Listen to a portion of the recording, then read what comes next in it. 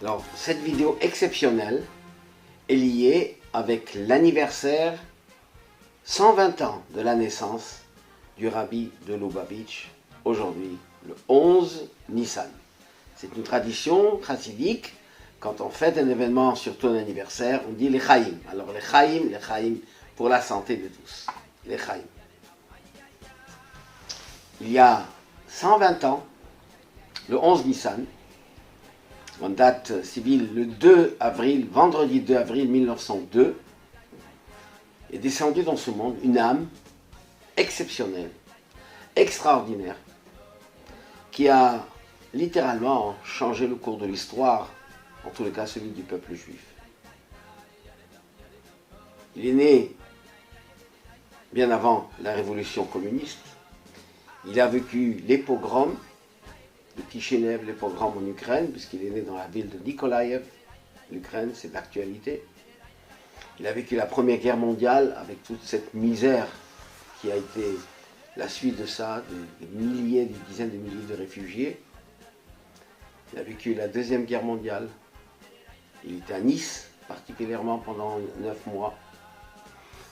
Arrivé aux États-Unis, il a lancé, après la Shoah, sous les ordres de son beau-père, le précédent rabbi, toutes les activités que nous connaissons maintenant, la branche sociale du mouvement Chabad, la branche éducative, et celle, ce qu'on nous appelons aujourd'hui, l'œuvre des shluchim, les émissaires, qui partout dans le monde, dont aujourd'hui on est plus de 5000, Bléanara, dans le monde entier, pour un et seul but unique, de faire connaître et apprendre aux Juifs le judaïsme, de lutter contre l'assimilation par la pédagogie, mais ça, pas seulement la pédagogie théorique, mais comme toutes les méthodes modernes de pédagogie, c'est du concret, comme au soir de Seder.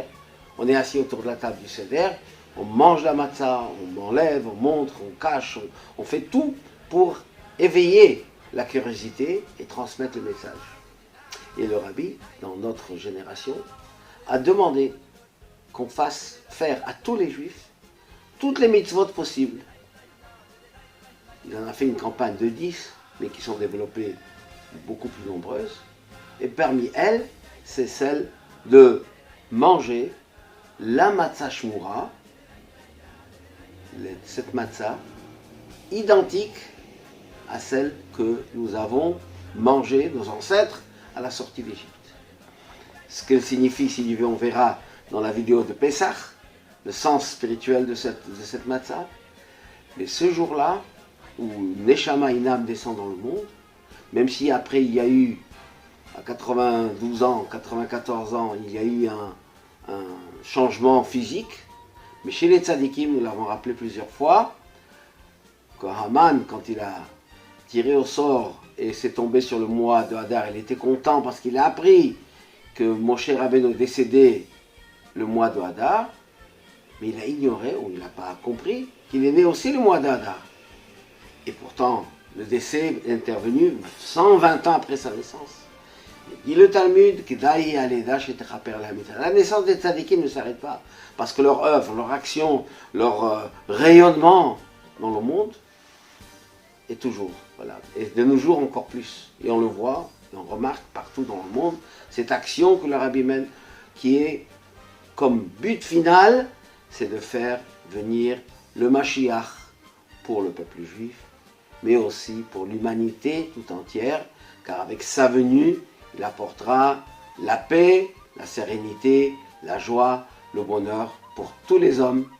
Alors agissons, garantissons nous-mêmes de manger cette matzah spéciale et faisons surtout que tous les enfants juifs, entre guillemets enfants, adultes aussi, qui ne viennent pas à la table du Seder, qu'ils soient là cette année-là, qu'on les invite, qu'on aille chez eux, qu'on fasse tout pour que chacun fasse le Seder comme il se doit, et Dieu nous récompensera tous, chacun individuellement, pour avoir une année de bracha, de bénédiction, de santé, de joie, de bonheur, de chidour, de mariage, de parnassa, et surtout de shalom. Shalom à l'Israël, l'Echaim à tous.